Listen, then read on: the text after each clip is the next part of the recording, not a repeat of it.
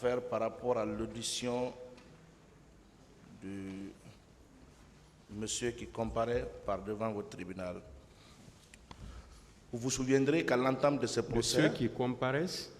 Celui qui comparaît. D'accord, oui. À l'entame de ce procès, vous aviez, en application de l'article 418 du Code de procédure pénale, ordonné à ce que tous les témoins se retirent de la salle. Et celui qui comparaît par devant vous a plusieurs fois suivi cette audience dans cette salle. S'il le conteste, les caméras de surveillance en feront foi. Je ne sais pas qu'est-ce qu'on peut faire du témoignage d'une personne qui a pratiquement suivi toutes les audiences. Qu'est-ce qui va nous apporter de différent de ce qui a été dit ici? Certainement, pour appuyer X ou Y, nous ne savons même pas ce qu'il va dire, mais nous sommes juste préoccupés par la bonne et saine application de la loi et également intéressés par le souci d'avancer sereinement dans ce dossier. Donc, sur ce, nous estimons qu'il n'y a pas lieu de l'entendre à titre de témoin. Je vous remercie.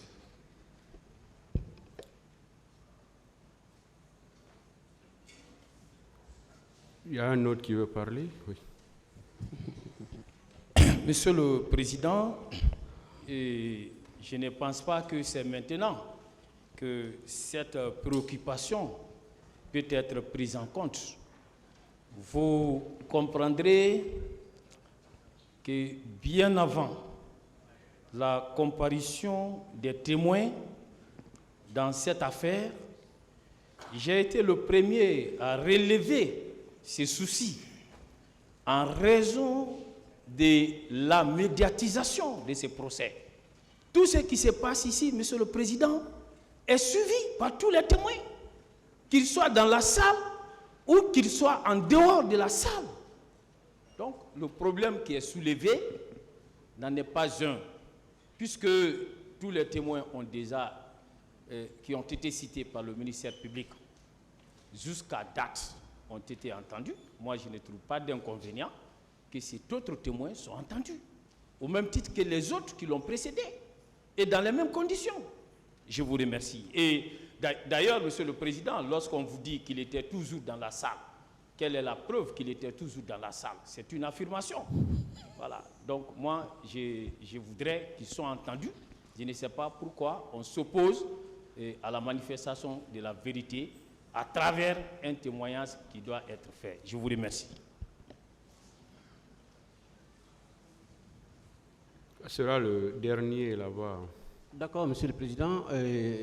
Avec votre permission, je vais aller sur la même ligne que mon distingué confrère Maître Pépé Antoine. Monsieur le Président, en dehors des caméras, bien sûr, Monsieur le Président, ce témoin qui est aujourd'hui devant vous, Monsieur le Président, asseyez-vous d'abord, monsieur. Il a été toujours, Monsieur le Président, présent dans cette salle. Et Monsieur le Président, je ne vais plus aller loin, ce n'est pas ma première fois de connaître Monsieur Oumar Youssouf Touré, comme il vous a dit. On va voir tout à l'heure son identité, si c'est Oumar Youssouf Touré ou bien si c'est Youssouf Touré tout court. Donc je le voyais régulièrement dans cette salle, Monsieur le Président. Régulièrement.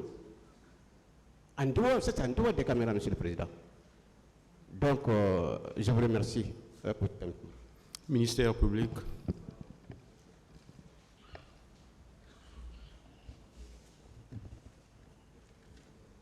Merci, Monsieur le Président.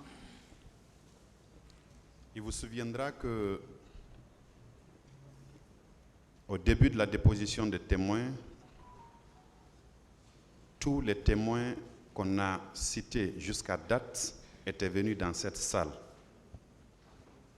Et c'est quand nous avons défini l'ordre d'intervention qu'on a demandé aux autres de se retirer et de rester en contact avec notre parquet pour qu'ils soient régulièrement appelés pour venir déposer. Monsieur Youssouf Touré était de ce lot-là parce qu'il avait reçu la citation à comparaître à date fixe. Les jours d'après, il est venu dans cette salle, c'est effectif, mais dès qu'on a compris qu'il était là, avant même que votre tribunal ne soit là, parce que nous sommes toujours les premiers à être dans la salle, on l'avait demandé à cette occasion de libérer cette salle. Je mets au défi ceux qui disent qu'il a constamment suivi le débat ici, en sa qualité de témoin, présent dans cette salle. Je les mets au défi de rapporter la preuve. On fait état des caméras. Vous pouvez en explorer la piste, Monsieur le Président. Il n'a pas du tout suivi une seule audience ici. Mais on ne peut pas occulter que cette audience est médiatisée. De son salon, de sa chambre, d'un café, il peut suivre le débat à l'instar de tous les autres. Les débats sont publics. Les témoins qui avaient comparu préalablement avant lui les ont suivis à la télé, Monsieur le Président. Donc c'est une fuite en avant. Nous vous demandons à procéder à l'audition, à la déposition plutôt de M. Youssouf Touré dit Joly. Je vous remercie. Partie civile.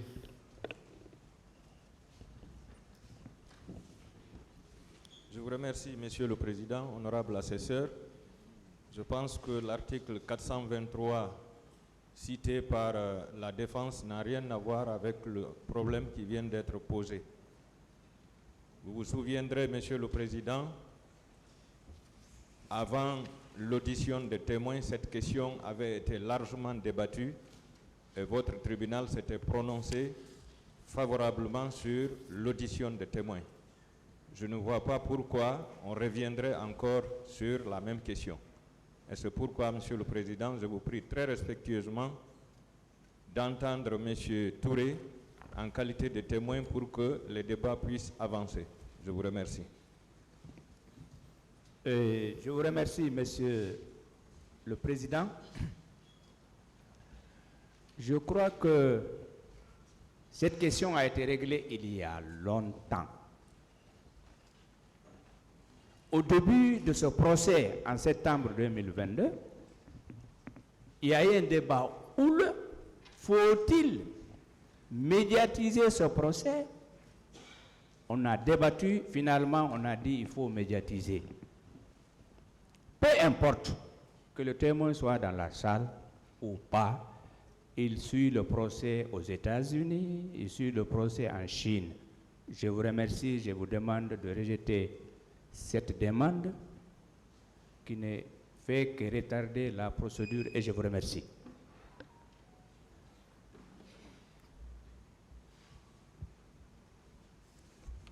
Voilà. Après avoir délibéré, le tribunal rejette cette demande parce que non fondée.